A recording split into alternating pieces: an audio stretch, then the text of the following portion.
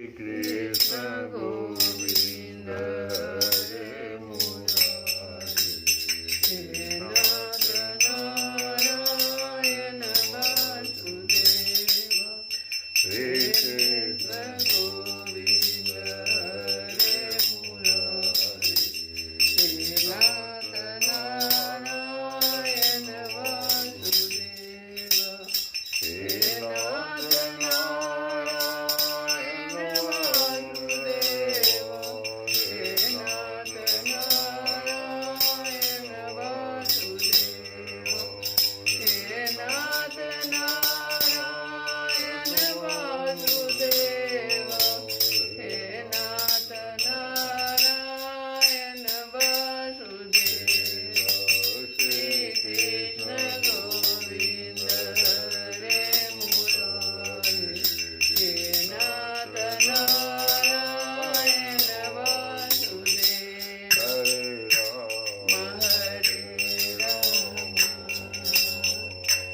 राम राम राम हरे हरे, हरे कृष्ण कृष्ण कृष्ण हरे हरे, हरे राम राम राम हरे हरे, हरे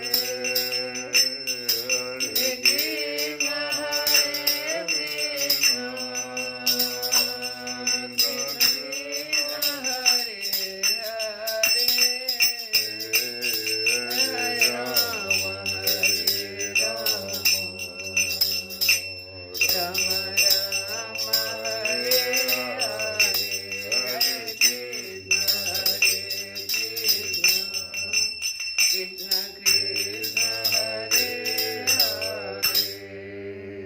कथा प्रारंभ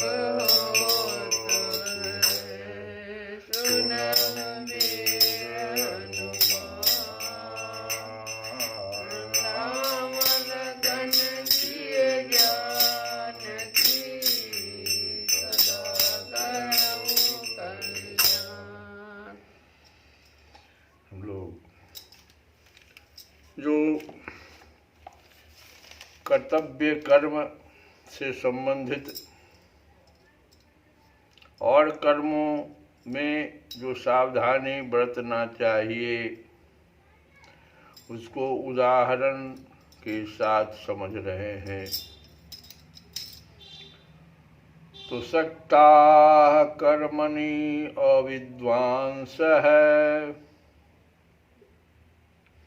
यथा कुर्वन्ति भारत है,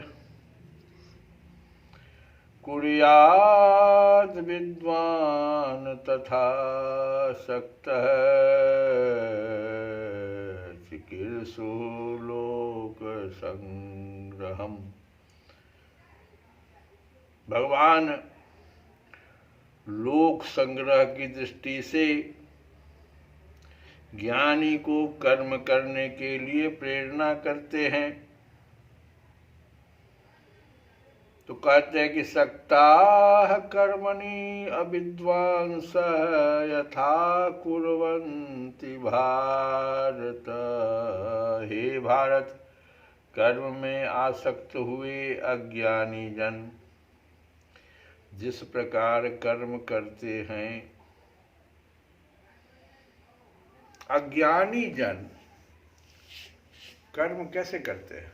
कामना से युक्त होकर, लेकिन बड़ी प्यार से करते हैं, क्योंकि उनको मालूम है कि हमको फल लेना है इससे। कोई भी कर्म जो करते हैं वो अज्ञानी है, इससे क्या। लेकिन वो भगवान कहते हैं जो जिस तरह से कर्म में आसक्त हुए अज्ञानी जन जिस प्रकार कर्म करते हैं, तो जो ज्ञानी लोग हैं, जो आसक्ति रहित हैं, विद्वान जिनको हम कहते हैं, उनको भी लोक संग्रह करना चाहते हुए उसी प्रकार कर्म करना चाहिए। नहीं कि अब हमको कर्म करने की क्या आवश्यकता है, यह भाव नहीं आने।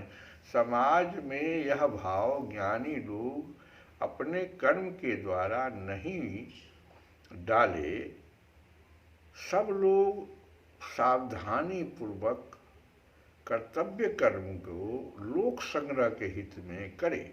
ये भगवान की भावना इस श्लोक के माध्यम से भगवान यही कह रहे हैं।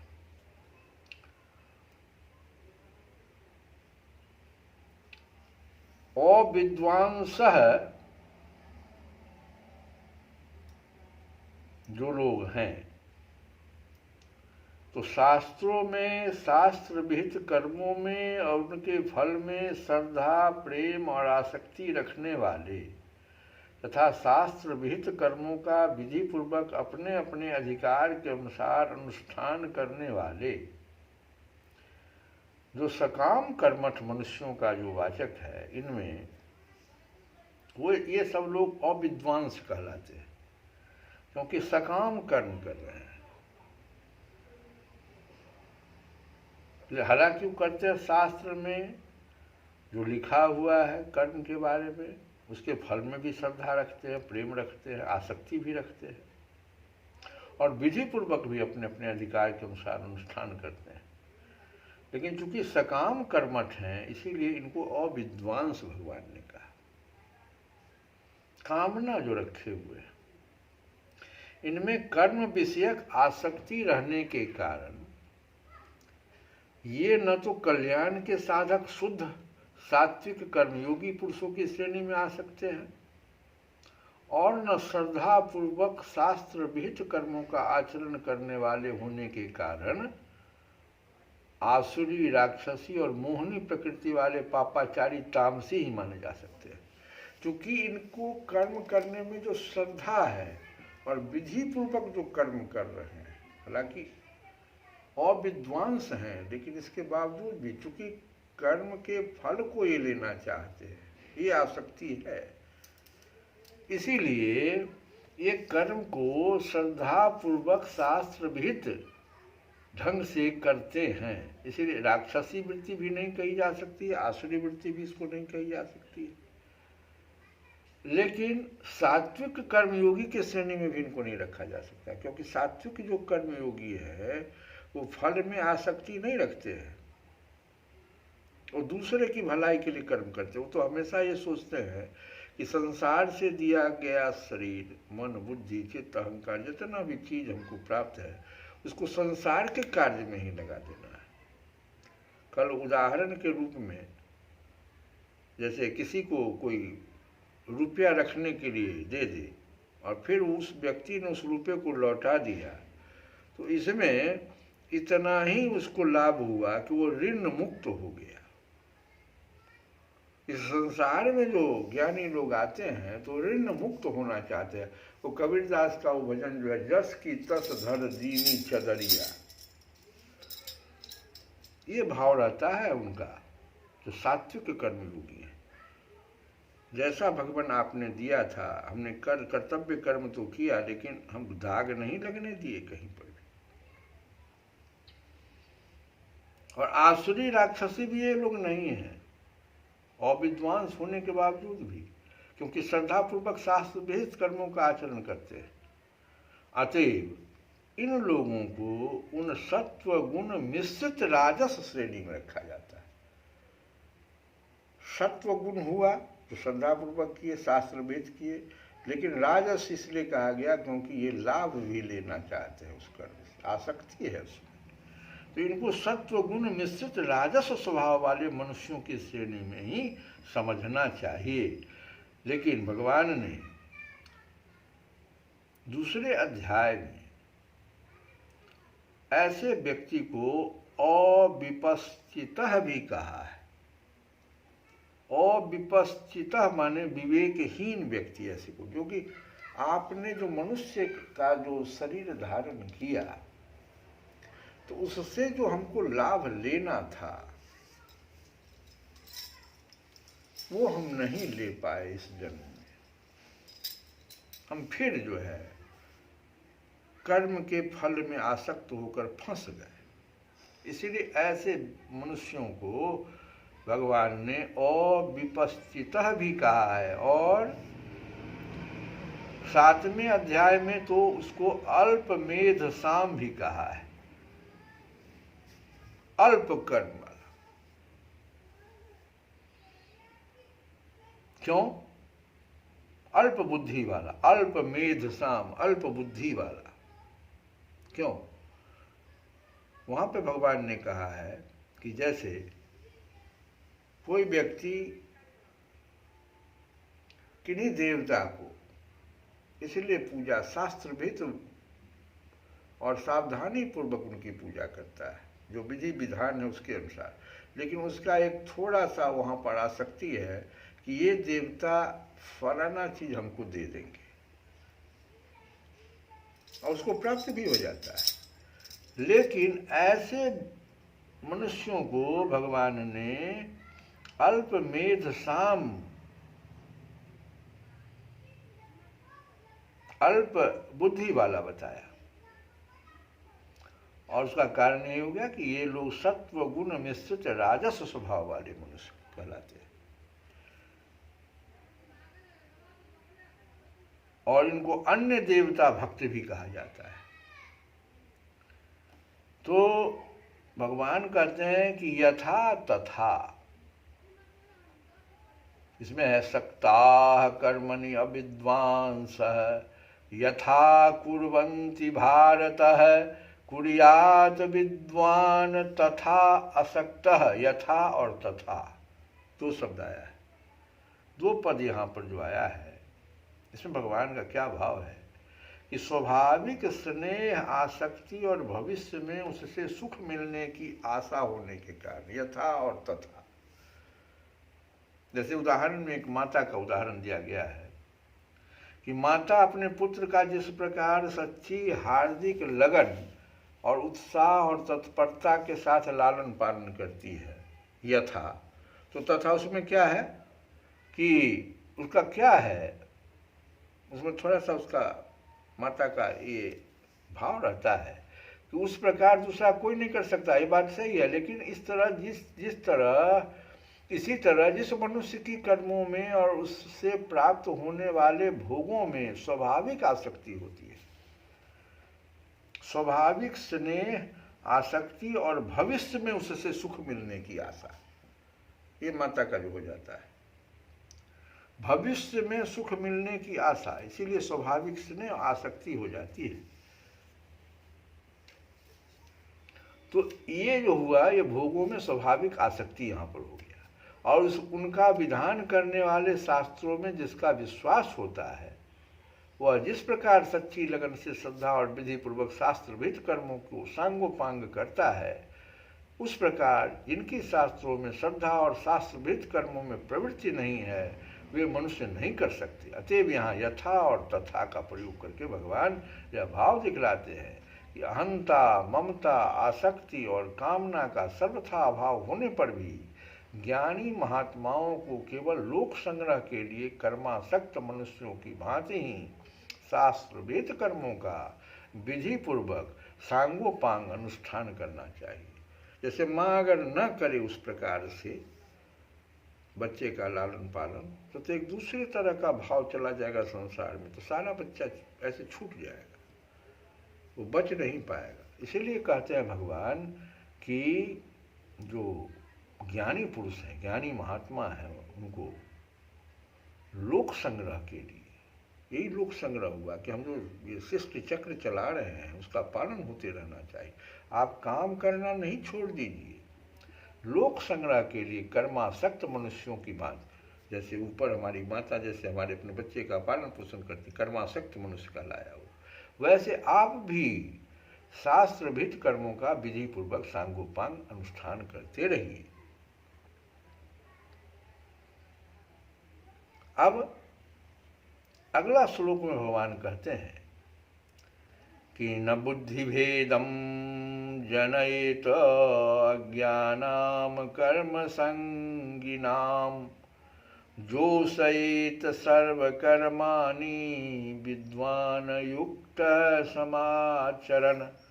परमात्मा के स्वरूप में अटल स्थित हुए ज्ञानी पुरुष को चाहिए परमात्मा के स्वरूप में जो अटल हो गए हैं, ऐसे ज्ञानी पुरुष कि चाहिए कि वह शास्त्र विहित कर्मों में आसक्ति वाले अज्ञानियों की बुद्धि में भ्रम अर्थात कर्मों में अश्रद्धा उत्पन्न न करे, कुछ इस प्रकार का नहीं उपदेश कर दे संसार में जाकर कि लोग जो है कर्म करना ही छोड़ दें, कर्मों में अश्रद्धा उत्पन्न न करे, अज्ञानियों की बुद्धि में भ्रम उत्पन्न न करे। क्यों? किंतु करे क्या? वो स्वयं शास्त्र विहित समस्त कर्म भली भांति करता हुआ उनसे भी वैसे ही करवावे। ये भगवान कहते हैं कि न बुद्धि भेदम जनयेत अज्ञानाम कर्म संगिनाम जोषयेत सर्वकर्माणि विद्वान युक्त समाचरण। शास्त्र विहित कर्मों में आसक्ति वाले अज्ञानियों की बुद्धि में भ्रम उत्पन्न न करने के लिए कहने का भगवान का यहाँ क्या अभिप्राय है, यह समझना चाहिए। देखो होता क्या है, किसी की बुद्धि में संशय या दुविधा उत्पन्न कर देना ही बुद्धि में भ्रम उत्पन्न करना कहलाता है।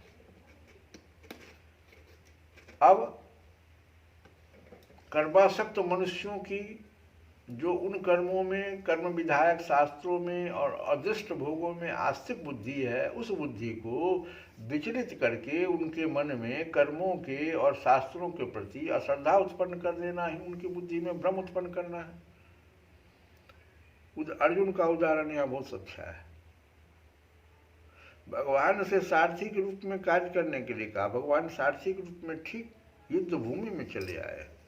अब वो क्या कह रहा है, यही हुआ भ्रम उत्पन्न करना। कहता है कि हम इन सबको मार देंगे अगर तो वर्ण संकरता पैदा हो जाएगी, नष्ट भ्रष्ट समाज हो जाएगा। ये हो गया। इस प्रकार की गलती नहीं भगवान कहते करने के लिए,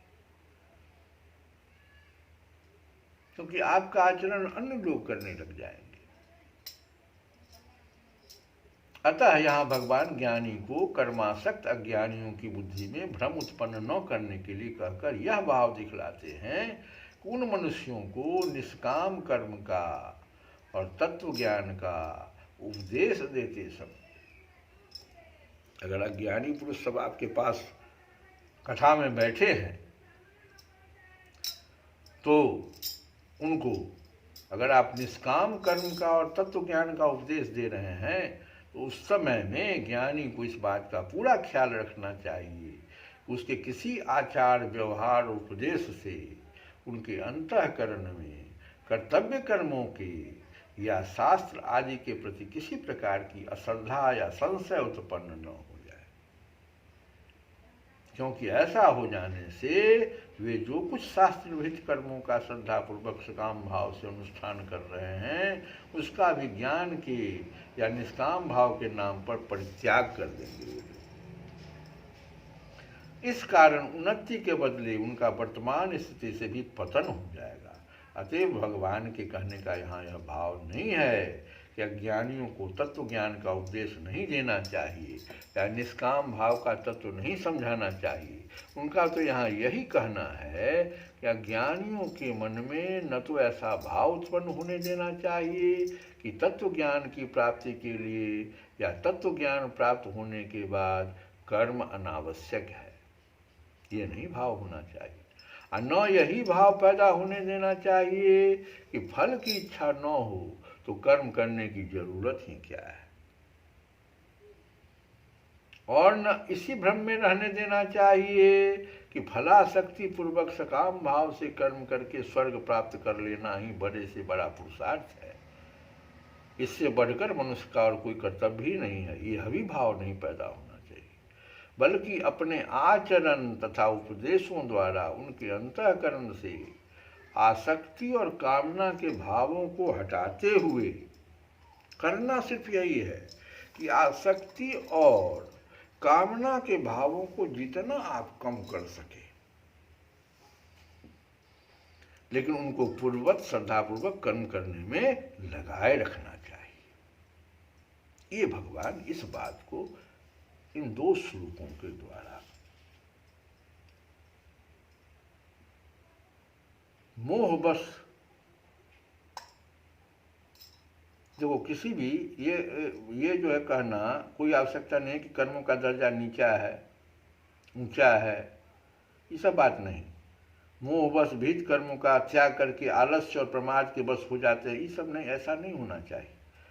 आपके द्वारा जो उपदेश दिया जा रहा है उसमें अपने आचरण तथा उपदेशों द्वारा उनके अंतःकरण से आसक्ति और कामना के भावों को आप घटाइए, मिटाइए। कर्म को न छोड़ने की बात कीजिए, कर्म में लगाए रखिए। तो इस प्रकार से भगवान ने ज्ञानी समाज में जो ज्ञानी व्यक्ति हैं उनके लिए इस प्रकार का आदेश दिया। अब हम लोग कल की कथा में सांख्य योगी के बारे में उनको क्या करना है उसके बारे में हम लोग कल समझेंगे कथा के माध्यम से। एक भजन हम लोग गाएं कि विनय पत्रिका से ही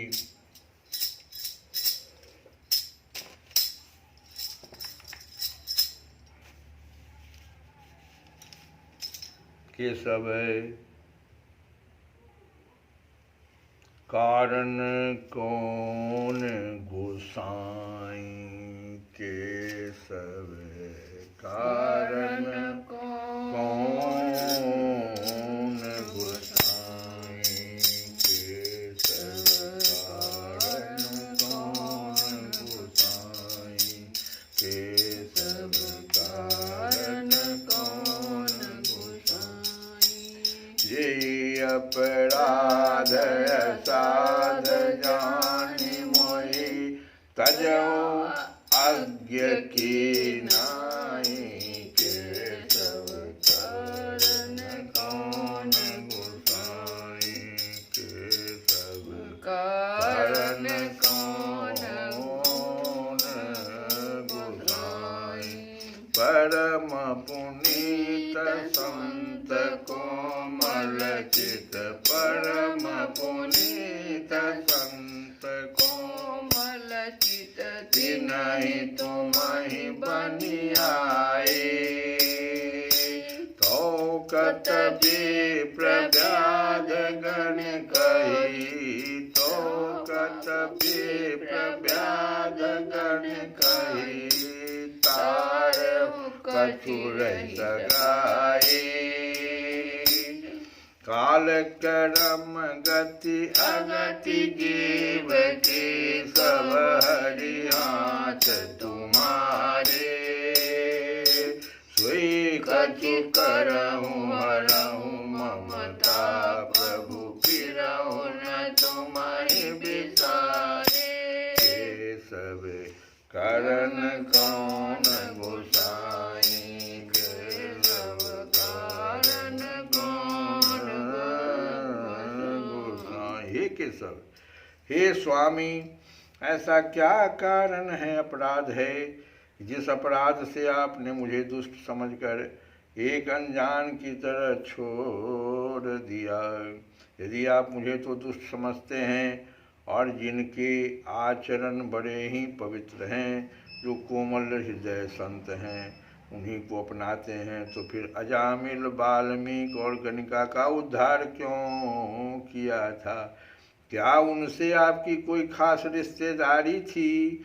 हे हरि, इस जीव का काल कर्म सुगति दुर्गति सब कुछ आप ही के हाथ है। अतः हे प्रभु, मेरी ममता का नाश कर कुछ ऐसा उपाय कीजिए जिससे मैं आपको भूल कर इधर उधर भटकता न फिरूं। जो तुम तजहु भजौ नयान, प्रभु यह प्रमाण पन मोर। मन बच कर मन रख सुरपुर जहाँ रघुवीर निहोरे, सब करन कौन गोसाई। यदि आप मुझे छोड़ भी देंगे तो भी मैं तो आप ही को भजूंगा, दूसरे किसी को अपना प्रभु कभी नहीं मानूंगा। यह मेरा अटल प्रण है।